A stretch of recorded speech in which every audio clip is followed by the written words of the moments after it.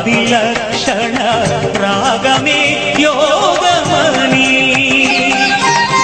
నాదోపాసన చేసిన వాడను నీ వాడను నేనైతే నాదోపాసన చేసిన వాడను నీ వాడను నేనైతే